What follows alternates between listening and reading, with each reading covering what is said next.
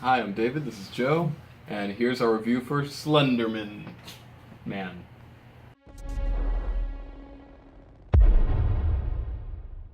Okay. Go. No, I'm not going. Okay, so Slender Man, the game, I wish we just played the game instead of fucking watching that shit. right? So Slender Man was a computer game. Well, I guess first it was it's a story. I think. Yeah. Well, it's an urban legend. Mhm. It's a modern myth, Yeah. which is great. But And then yes, it was a creepypasta that made its way onto the internet, and people made a computer game about it, and that took over the internet for a while.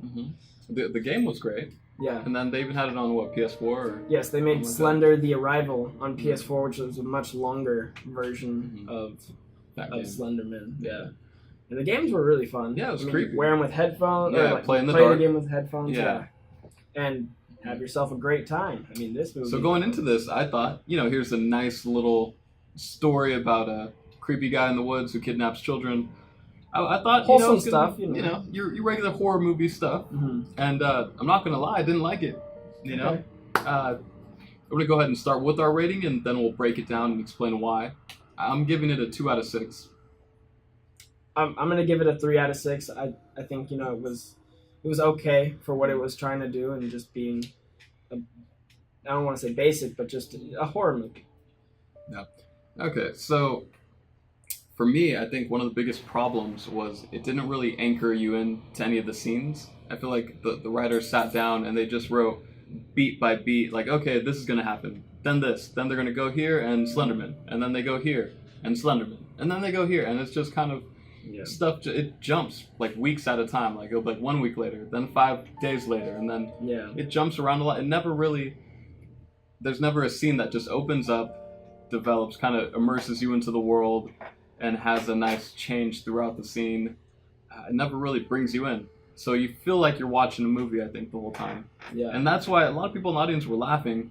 Yeah, there is a couple scenes. There's one scene in particular that when you get to it, you'll know. And you'll know the scene. Know the scene. That was kind of the epitome of what this movie was. It just they tried to make something creepy and cool, and you'll know it when you see it. You'll go, oh God, what, really? Yeah, and I think my biggest problem with the movie is character development. I think they didn't develop these characters. I didn't care for these characters as much as they wanted me to, as much as I should have, and as much as I wanted to. I mean, going into the movie, you want to care about your horror movie characters, I guess, unless it's like if Nightmare on Elm Street. If it's like a slasher, and all the characters are annoying teenagers, and then you're kind of like, and then the payoff is when the Freddy or Jason or Michael Myers comes through, and then they do their thing. Gets them. Yeah, but Slenderman isn't that kind of villain. So he should be a villain that you don't want to win. And you're like, oh my God, I hope these guys get out of this situation. But our characters kind of put themselves in this situation to where Slenderman would be after them, and so you don't root for them. And I don't think it's necessarily all the actors' fault. No, I think they do fine with what they're given, and I think there was some faces that I haven't seen before, and I really liked. I like when you see some new faces on the big screen. I hope this doesn't ruin their chances of getting other things. I don't think anybody will think it's their fault. Yeah, I think it's the story that was kind of lacking, and just they also try a lot of CGI stuff, and I don't think that's always risky. Even if you have a big budget, that's risky, because I'm a fan of props. Wars. I'm a fan of props in horror movies rather than CGI, and this one they didn't have the budget for good CGI. Yeah, and it's really noticeable. And I will say, the sound was great. Oh yeah, the sound was super awesome, and they knew that. You could tell the movie. They really played it up. Yeah, they knew. They have one moment where they almost kind of talk you through closing your eyes. Yeah, and I closed my eyes. And now, what they should have done, just had you close your eyes the entire movie, it might have been a little better. There you go, because then you just hear all these noises and then probably be pretty creeped out. What you would imagine would probably be creepier than what they put up on the screen. Yeah, I think. And I do think you see the Slender Man a little too much. I mean, I feel like he's in every scene. He might be in every scene. He just pops up all the fucking time. And to the point where you do kind of want to joke about him as a character. No.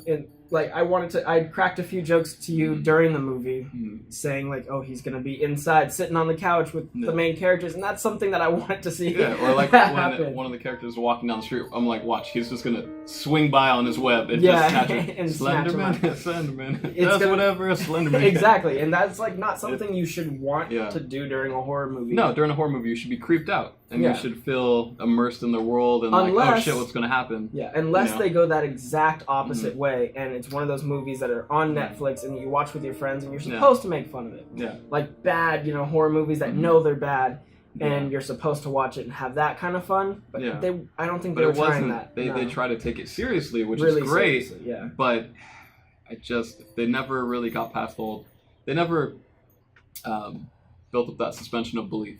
Yeah. They never really made me stop thinking of the movie as a movie. And so we could sit back, and I felt like I was in middle school again, just cracking jokes out the movie. Yeah.